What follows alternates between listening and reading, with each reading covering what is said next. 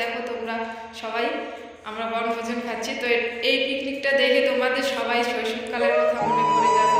তো আমরা সব বাচ্চা পার্টিরা খাচ্ছি, সবাই বাচ্চা মানে আমি বড়। তো দেখো ভাই রান্না বসিয়ে দিয়েছে।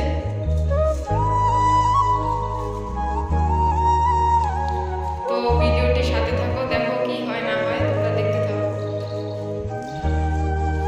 তো বন্ধুরা দেখতেই পাচ্ছ আমাদের এখন ভাত রান্না কমপ্লিট। এই যে এখন ডাল বসিয়ে দিয়েছি, ডাল হচ্ছে।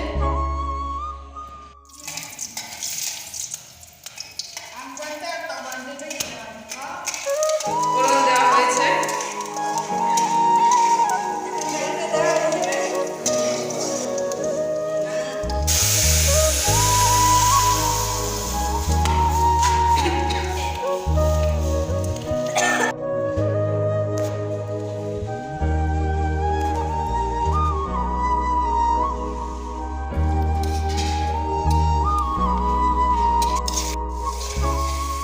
এই যে আমার ভাই পান্ডা দেখো,